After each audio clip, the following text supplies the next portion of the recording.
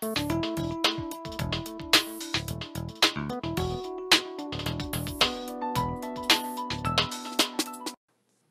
bienvenido a la Fonda Filosófica. Hoy, ¿qué es eso? ¿Qué tienen en común este niño y el famoso botánico sueco Carlos Linneo? Bueno, son seres humanos y son hombres. ¿Y qué más? Aunque no parezca, guardan una relación interesante con Aristóteles. Veamos por qué. Los niños siempre están haciendo preguntas. ¿Qué es eso? ¿Por qué eso es así? Siempre preguntando. De hecho, más que nosotros adultos, los niños tienen el verdadero espíritu filosófico. Luego lo educamos y pierden toda curiosidad, ¿verdad? Bueno, el punto es que Aristóteles nos enseñó cómo responder a esa pregunta. ¿Qué es eso? Es un gran danés. ¿Qué es un gran danés? Es un perro. ¿Qué es un perro? Es un animal. ¿Qué es un animal? Y así sucesivamente. El adulto responde al niño hablando de géneros y especies, cosa que vemos en el famoso sistema de clasificación taxonómica de Linneo. Si preguntas a cualquiera de la calle sobre la ontología de Aristóteles, te queda viendo así.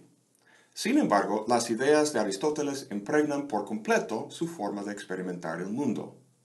De hecho, se refleja en la pregunta que hice al principio sobre la relación entre este niño y Carlos Linneo. ¿Qué tienen en común? ¿Y cómo se relacionan ellos con todos los demás? En este video vamos a ver la respuesta de Aristóteles, lo que podríamos llamar su gran cadena del ser, en la que propone un fascinante andamio conceptual que da cuenta de estos vínculos. Su propuesta conduce a cierta forma de entender el ser que en el medievo llamarían la analogía, concepto fundamental para entender la relación entre Dios y el mundo. Esta ontoteología, como lo llamaba Heidegger, estaría detrás de los esquemas metafísicos de la modernidad y sería lo que en el siglo XIX Nietzsche mataría y que luego Heidegger y Derrida deconstruirían. Vaya, en el primer minuto de este video he pasado de este niño a Derrida. Mejor vamos por partes. Bueno, volviendo a la pregunta ¿qué es? Aristóteles dice que uno sabe qué es algo cuando conoce su definición. Tomemos como ejemplo la definición más famosa de Aristóteles, la que dio de hombre. El hombre es un animal racional. El primer paso al definir algo es indicar su género, en este caso animal. La palabra género es sinónimo de clase o tipo. Es como si preguntáramos ¿qué tipo de cosa es eso? Bueno, el hombre es un tipo de animal. Pero el gran danés también es un tipo de animal. Obviamente nuestra definición no está completa. Para distinguir entre el hombre y el gran danés hay que introducir una diferencia. ¿Qué diferencia hay entre los dos? Vemos que uno es más alto que el otro, tienen diferentes colores de pelo, uno trae ropa, el otro no. Estas sin duda son diferencias, pero no son diferencias esenciales, sino accidentales. Este hombre es más bajo y tiene otro color de pelo, pero no por eso deja de ser hombre. Estas diferencias son meros accidentes que no cambian la esencia de lo que es ser hombre. La diferencia que buscamos tiene que distinguir a todos los seres humanos del gran danés. Bueno, vemos que uno es bípedo y el otro cuadrúpedo. Todos los seres humanos son bípedos, entonces parece que esta diferencia sería un buen candidato. No. Ser bípedo distingue a los hombres de los gran daneses, pero no de todo animal. El avestruz, por ejemplo, es bípedo. Antes de seguir, hagamos una comparación que puede ilustrar nuestro problema. La definición que buscamos consta de dos partes, un lado material y otro formal, materia y forma. El género es la materia y la diferencia es la forma. No sé tu madre, pero la mía hacía muchas galletas en mi juventud. Hacía primero la masa y luego la recortaba con un molde de este tipo para hacer las galletas. Aquí el género es como la masa y la diferencia es el molde. Nuestro género es animal. El hombre, que es lo que queremos definir, es un tipo de animal, pero no es el único. También hay aves y peces, entre muchos más. Si la diferencia o molde que usáramos para definir al hombre así distinguiéndolo de todos los demás animales, fuera bípedo, pues vemos que el recorte incluiría a los aves. La diferencia que queremos, obviamente, como ya sabemos, es la racionalidad. El molde de la racionalidad recorta al hombre de la masa, distinguiéndolo de todos los demás animales, y así tenemos nuestra definición. ¿Qué es el hombre? Es un tipo de animal que es racional. Dije tipo de animal, pero también podríamos decir una especie de animal. Y de hecho, eso es precisamente lo que este proceso de recortar un género con una diferencia ha hecho. Ha producido una especie, la especie humana. De hecho, este proceso que hemos descrito no es más que un proceso de especificación. El verbo especificar significa identificar algo de forma clara y precisa. En este caso, hemos identificado o especificado una especie, la del hombre. Un último detalle importante es que la diferencia que usamos para delimitar una especie dentro del género es una diferencia únicamente con respecto a otra cosa. En nuestro ejemplo, la racionalidad es la diferencia, pero con respecto a qué es diferente. Pues a todas las demás cualidades que hay, ser alado, bípedo, blanco, mamífero, etc. Aristóteles dice que para que la diferencia delimite la esencia de la cosa en cuestión, tiene que tratarse de una diferencia contraria. En nuestro caso sería racional-irracional. La especie humana es racional y todo lo demás del género animal es irracional. La diferencia en este sentido Aristóteles la llama la diferencia específica. Ahora bien, un griego neoplatónico que se llama Porfirio escribió un texto que se llama simplemente La Introducción, que trata todo este tema que hemos visto. Elaboró lo que hoy en día se conoce como el árbol de Porfirio para mostrar la relación entre géneros y especies. Para revisar, la dinámica básica es que a un género se le aplican dos diferencias contrarias, produciendo así una especie. Dependiendo de dónde estemos en la cadena, esa especie puede fungir a su vez como un género, que al ser recortado por diferencias puede generar una nueva especie. Y el género con el que empezamos puede verse como una especie generada por la división de un género superior, y así sucesivamente. Con esto podemos construir el árbol de Porfirio. Empezamos con el género animal, donde la diferencia de la racionalidad produce la especie humana. Pero hay más cosas en el mundo que animales. Como género no es el más abarcador. Los animales son una especie de cosas vivientes. Al aplicar a este nuevo género la diferencia de ser sensible, se produce la especie de los animales. Recuerda que una clase de cosas puede ser tanto un género como una especie. Actúa como género si es dividida por una diferencia y como especie si es el producto de esa división. Entonces, subiendo el árbol, encontramos que las cosas vivientes son un tipo de cuerpo animado y que los cuerpos son un tipo o especie de sustancia corpórea o res extensa, como decía Descartes. Llegando a la sustancia, nos encontramos en un nivel distinto a los de abajo, porque no hay un género superior al de sustancia. Antes de hablar de eso, volvamos primero al otro extremo para ver qué pasa con la especie humana. ¿Puede fungir como género y dividirse para producir más especies? La respuesta es no. Tarde o temprano, este proceso de especificación tiene que llegar a los individuos concretos. En el caso de la especie humana, hemos llegado para Aristóteles a la ínfima especie. Las diferencias que hemos visto hasta ahora son diferencias específicas porque crean especies. Pero aquí abajo en el árbol la diferencia es material o individual. La especie humana se diferencia en individuos como Sócrates y Platón. La diferencia entre el hombre y el avestruz es una de tipo, pero entre dos hombres particulares la diferencia es meramente material. Uno es más bajo o más viejo, etc. Ahora, de la misma manera que el proceso de especificación termina en su descenso con individuos concretos, en su ascenso también tiene que terminar en algún punto, porque para evitar un regreso al infinito, tiene que haber un género último y máximo que abarque todo. Este punto último es el ser. Uno podría pensar que el ser funcionaría como un género, como los demás que hemos visto, dividiéndose por diferencias y creando así especies. Pero no es así.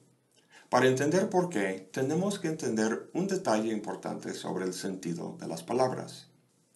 La palabra gato significa tanto este animal como esta herramienta. Aristóteles llama palabras con diversos sentidos homónimas, o como lo llamaban en el medievo, equívocas. Las palabras que se dicen con un solo sentido se llaman unívocas, lo cual significa literalmente que hablan con una sola voz. Ahora bien, los géneros que hemos visto hasta ahora son unívocos para Aristóteles. ¿Por qué? Pues usando el ejemplo de gato, entendido como animal, para que una diferencia recorte la especie siamés de todas las demás especies de gato, hay que entender el género unívocamente. Si se entendiera equívocamente, estaríamos distinguiendo un siamés de una mezcla de otros tipos de gato animales y también de gatos herramientas. Estos dos tipos de gato no comparten nada en común.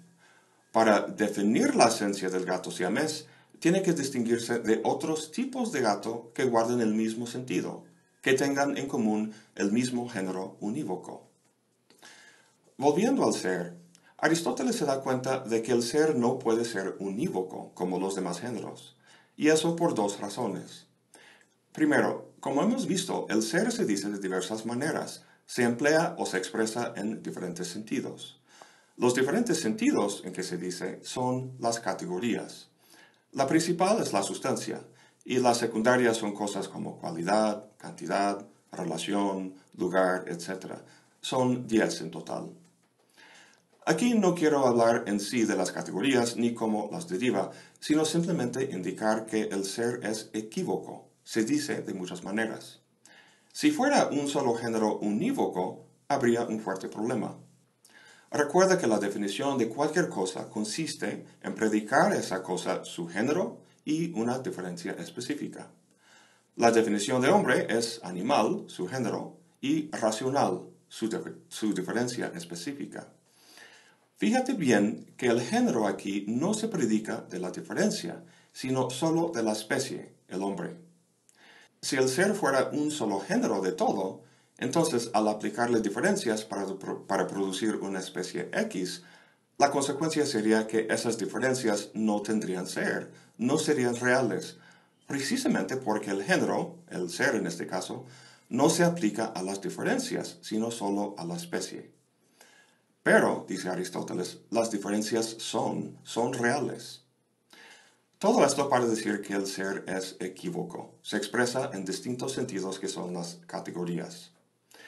Dada esta naturaleza del ser, la gran pregunta ahora es, ¿cómo se relacionan las categorías entre sí? En la parte central del árbol de Porfirio, todas las especies de animal, digamos, guardan la misma relación entre sí debido al carácter unívoco del género animal. Pero eso no puede ser el caso entre las categorías, porque el ser no es un solo género, ni mucho menos es unívoco.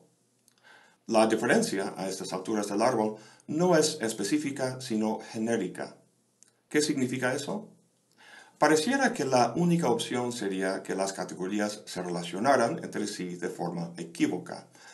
Aristóteles no opta por eso porque significaría que las cosas del mundo serían un mero aglomerado misceláneo sin estructura o relación entre sí, y eso va contra nuestra experiencia. En lugar de la univocidad o la equivocidad, Aristóteles plantea la paronimia, o lo que los medievales llamaron la analogía. Ilustra la relación analógica entre las categorías con un ejemplo favorito suyo, la salud. Hay diversas cosas que podemos llamar saludables, personas, dietas, el ejercicio, la tez, pero no son saludables en el mismo sentido. Una tez saludable es una indicación de salud, mientras que una dieta saludable produce la salud. No obstante, estos distintos sentidos son regidos por una sola cosa, la propia noción de salud. Dice que podemos entender la relación entre los géneros básicos, o sea, las categorías, de la misma manera. por lo que en Aristóteles tenemos una ontología analógica, un punto medio entre los extremos de la univocidad y la equivocidad. A los medievales les pareció genial esta ontología debido a su gran preocupación por Dios y su naturaleza. Un tema que requería de mucho cuidado era la relación entre Dios y el mundo, entre el Creador y su creación. Dios, dado que es Dios, es perfecto.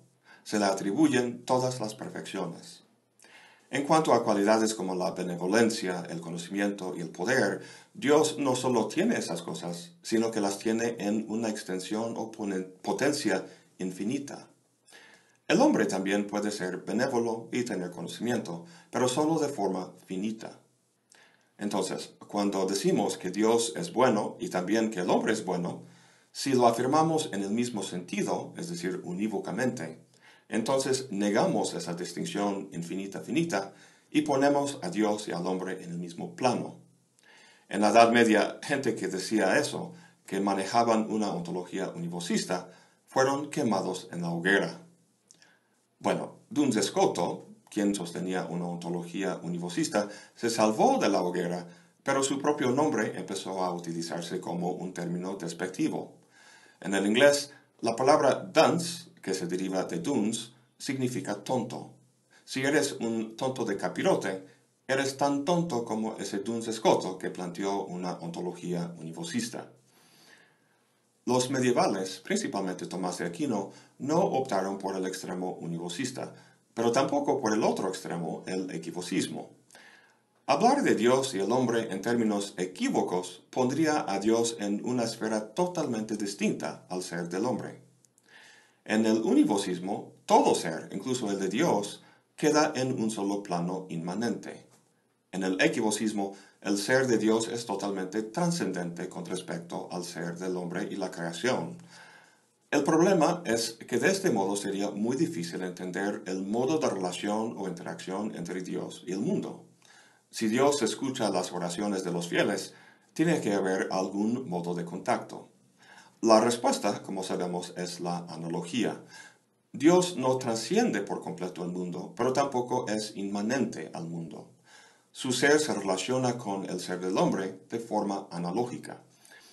Todo esto es el contexto al que se refiere Heidegger cuando acuña la palabra ontoteología. El ser categóricamente variado de Aristóteles pasa a constituir un ser teológico en el medievo. Como comenté al principio, ese ser divino pasaría disfrazado a la época moderna en la forma del cogito cartesiano, el ego trascendental de Kant y otras encarnaciones universalistas. Cuando Nietzsche dice que Dios ha muerto, se refiere en buena parte al sujeto moderno que funge un papel casi idéntico al de Dios en el medievo. Bueno, eso es todo por hoy. Gracias por acompañarme. Hasta la próxima y buen provecho.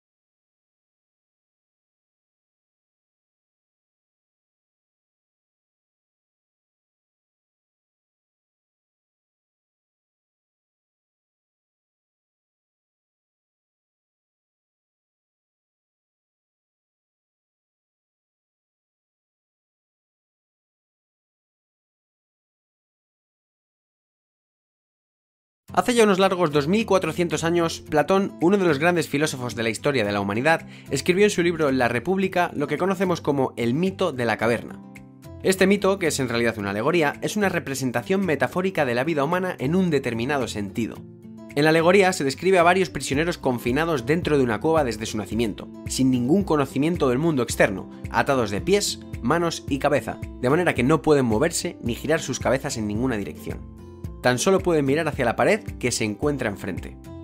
Detrás se encuentra un pequeño muro y detrás de este una hoguera. Las personas del exterior a veces se pasean por la caverna caminando entre el muro y el fuego, llevando con ellos todo tipo de objetos, de modo que el fuego hace que sus sombras se proyecten sobre la pared a la que miran los prisioneros. Estos, al no conocer otra cosa, creen que dichas sombras son las formas reales del mundo, su mundo. Un día, uno de los prisioneros es liberado y llevado fuera de la cueva. Al principio, el drástico cambio entre oscuridad y luz le produce ceguera temporal, desorientándole por completo e impidiéndole ver con claridad las formas reales del mundo exterior. Tras unos segundos de habituamiento, el exprisionero empieza a recuperar la visión poco a poco, comenzando a vislumbrar las formas reales de las sombras proyectadas que hasta el momento había conocido. Al principio no da crédito de lo que ven sus ojos, pero cuando estos se han terminado de adaptar gradualmente, se da cuenta de que las formas reales son mucho más claras, su profundidad, su contorno, sus colores, los sonidos que producen. Ahora todo es real. El exprisionero regresa a la cueva para compartir este gran descubrimiento con sus compañeros, pero al entrar, sus ojos ya no están acostumbrados a la oscuridad, y de nuevo se queda temporalmente cegado sin poder ver las sombras proyectadas en la pared. Sus excompañeros prisioneros creen que el hecho de haber salido al exterior le ha vuelto completamente estúpido además de ciego, y se niegan violentamente a ser liberados. Esta historia es una alegoría de la vida de aquellas personas que buscan y encuentran la verdad. Los prisioneros son las personas que no se cultivan, los seres humanos ignorantes que dan por sentada su realidad y su única perspectiva. Las personas sin hambre de conocimiento y sin ambición de crecimiento, las personas que no se cuestionan. El sol es la luz de la razón y el conocimiento que hace brillar la vida. Y el rechazo de los prisioneros al exprisionero retornado es el rechazo que toda persona con conocimiento sufre cuando expone su sabiduría y verdad ante un mundo ignorante. Las personas no solo se sienten cómodas y confiadas en su ignorancia, sino que son hostiles hacia quienes lo señalan. Todos nacemos en la cueva, todos somos ignorantes al nacer, pero es nuestro deber y nuestra responsabilidad para con nosotros mismos explorar la manera de salir de nuestras cuevas, romper con nuestros paradigmas que son las cadenas que nos atan a la cueva, abandonar la falsa creencia de que nuestra verdad es la única y nuestra realidad es la única tangible. Muchas de las cosas que perseguimos, como la fama, el dinero, la belleza absoluta, la pareja perfecta o el trabajo de ensueño, son mucho menos reales de lo que creemos y a menudo son fantasmas proyectados sobre nuestras frágiles y erróneas mentes. Salir de la caverna significa abrir nuestra mente a nuevas perspectivas, respetar y aprender de la diversidad que nos ofrece la opinión. Se trata de aprender a escuchar, de no tratar de imponer nuestra verdad sobre los demás como haría un nazi, de experimentar con lo nuevo y cuestionar lo viejo, de ser humildes y ganar conciencia de que el conocimiento es infinito y nosotros no lo poseemos.